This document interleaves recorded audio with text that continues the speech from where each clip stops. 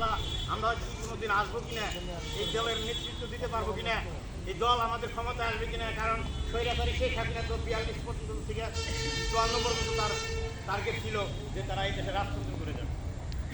আল্লাহর ইমায়ত, দুনিয়ার বাইরে আল্লাহ তাআলা চাইলে অনেক কিছু পারে। একটা দলের করুণ অবস্থা আসতে বেশিক্ষণ লাগে না, একটা দলের করুণ অবস্থা ভালো অবস্থানে আসতে বেশিক্ষণ লাগে না আল্লাহ তাআলা চাইলে। আল্লাহর কাছে শুকরিয়া আদায় করি যে আমরা আজকে ঘরে থাকতে পারতেছি, হয়তো সুন্দরভাবে বসবাস করতে পারতেছি, হয়তো কিছু বিনিময় না পাই। যুবদল করে আমরা যে এখন মোটামুটি আমাদের আল্লাহর কাছে শুকরিয়া আদায় করছি। এখন 2018-তে খন্দকার আবাস ভাই ঢাকা শহরে আমাদের ঢাকায় নিয়েছিল কৈলাল ইউনিয়নের যুবদলের যারা 3 জন ছিলাম। সেখানে তিনি ইসলাম ভাইকে এবং আতাল ভাইকে আশফাক ভাই বললো যে তোমরা যুবদল থেকে সরে যাও। আমার ঘাড়ে চাপাই দিয়েছিল যে যুবদলের সভাপতি পালন করতে।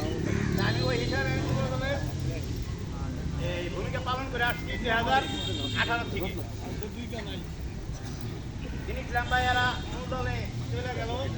যাই হোক, তখন আমি একটা প্যানেল করেছিলাম, সেটা পবন ভাই জানে যে আমার সেক্রেটারি হিসাবে আমি দুর্দিনে যখন আন্দোলনে বারবার পেয়েছি।